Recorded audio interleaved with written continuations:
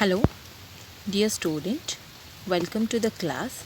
In last class, we discussed about Rawls law and ideal behavior from Rawls law, non-ideal behavior from Rawls law. In that, the solution shows positive deviation from Rawls law. Solution shows negative deviation from Rawls law.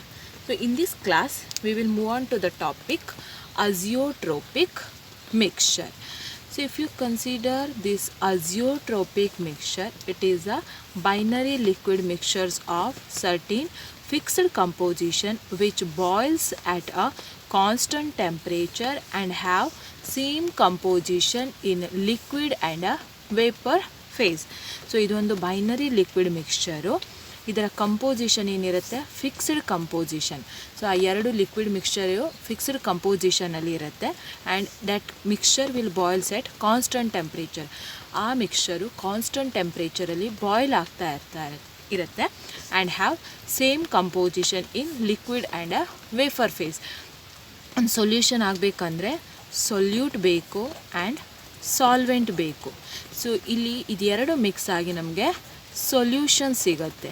So ಇಲ್ಲಿ ಅಜಿಯೋಟ್ರೋಪಿಕ್ mixture ಅಂದರೆ so ಇದು ಎರಡರ composition ಏನಿರುತ್ತೆ fixed ಇರುತ್ತೆ and boils at a constant temperature which have the composition same composition in liquid and a vapour phase. ಅದನ್ನು ನಾವು ಅಜಿಯೋಟ್ರೋಪಿಕ್ mixture ಅಂತ ಕರಿತೇವೆ.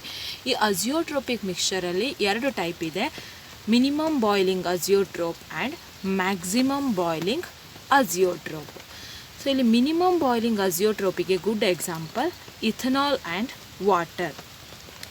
ಇನ್ case of maximum boiling azeotrope, so nitric acid and a water combination.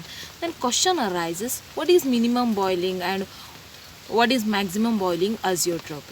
So some solution will show large positive deviation from Rawls law, so that will form minimum boiling azeotrope, and some solution will show large negative deviation from Rawls law, that will show a maximum boiling azeotrope. So ಇಲ್ಲಿ minimum ಮತ್ತು maximum boiling ಅಜಿಯೋಟ್ರೋಪನ್ನು ನಾವು Raoult's law ಮೇಲೆ explain ಮಾಡ್ತಾ ಹೋಗ್ತಾ ಇರುತ್ತೆ. ಕೆಲವೊಂದು solution large positive deviation from Raoult's ಲಾವನ್ನು ಎಕ್ಸಿಬಿಟ್ ಮಾಡ್ತಾ ಹೋಗುತ್ತೆ, ಅದನ್ನು ನಾವು ಮಿನಿಮಮ್ ಬಾಯ್ಲಿಂಗ್ ಅಜಿಯೋಟ್ರೋಪ್ ಅಂತ ಕರಿತೇವೆ. ಕೆಲವೊಂದು solution large negative deviation from Raoult's ಲಾವನ್ನು ಶೋ ಮಾಡ್ತಾ ಹೋಗುತ್ತೆ, ಅದನ್ನು ಮ್ಯಾಕ್ಸಿಮಮ್ ಬಾಯ್ಲಿಂಗ್ ಅಜಿಯೋಟ್ರೋಪ್ ಅಂತ ಕರಿತೇವೆ.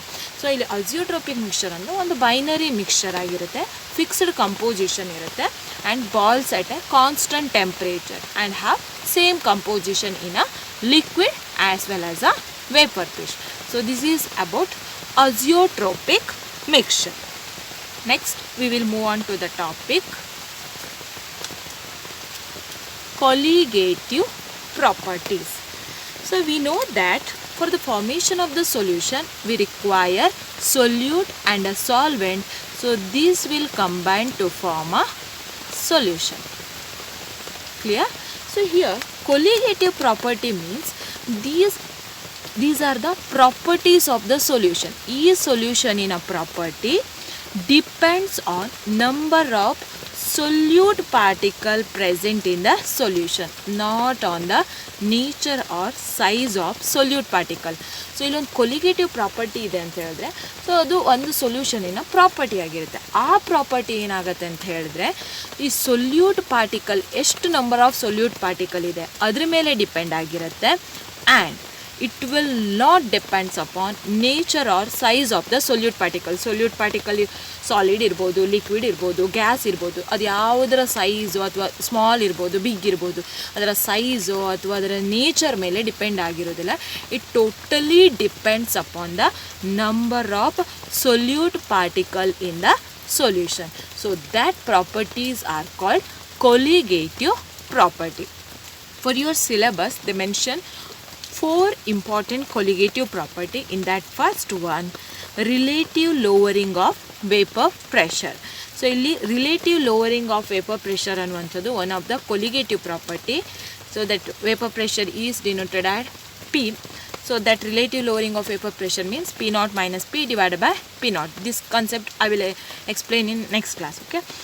So next one is osmotic pressure and or eta. Next one, elevation in boiling point, that is delta TB. Next, depression in freezing point, that is delta TF. So these are the main 4 colligative properties. So for your examination point of view, you have to remember these colligative property.